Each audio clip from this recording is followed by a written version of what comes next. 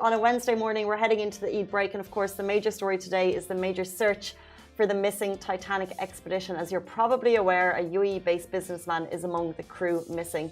Captain Hamish Harding is a 59-year-old British businessperson based in the UAE. He is an explorer who was aboard the Ocean Gate submarine when it disappeared during a Titanic search expedition. Now, the submarine lost contact with the shore on Monday, approximately 1 hour and 45 minutes into the dive. It was meant to ping back to the Polar Prince with a message every 15 minutes, but it lost contact soon after the dive began. So Ocean Gate is trending worldwide. Their expeditions, and they're the company that owns the submersible. They released a statement that the search is ongoing.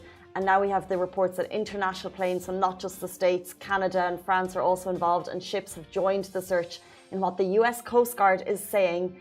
They're searching an area which is larger than the state of Connecticut. That's 20,000 square foot. People are saying it's like going into space, the search efforts that's ongoing.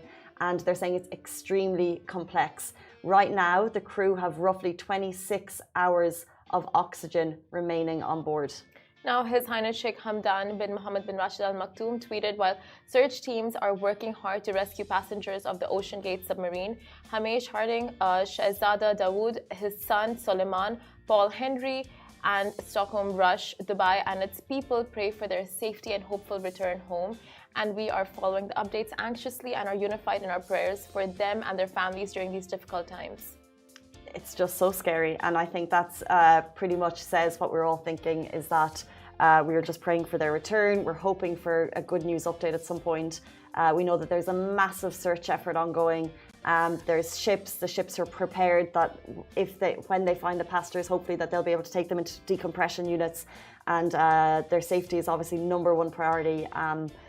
Just hoping for good news, and it's a nightmare stuff. It's really nightmare stuff.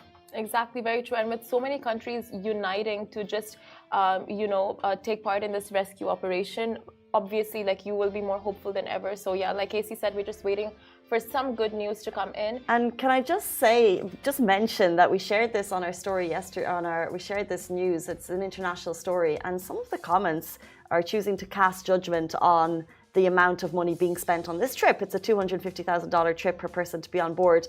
However, just stop. On some points, there's a certain point with internet and responses to posts. It's like, you can have an opinion to a point, but there's these 5 people on board. They have families who are watching these stories and updates as anxiously as you are. They probably have no more access information to the story than we do. We're getting information directly from Ocean Gate's Twitter. So how dare you cast judgment on someone's choice when we are in the thick of a tragedy unfold? It's just horrific. Very rightfully said. Exactly. Save the comments, honestly, and don't post them on the internet. Like Casey said, families are watching, friends are anxiously watching, so have some respect when you go online.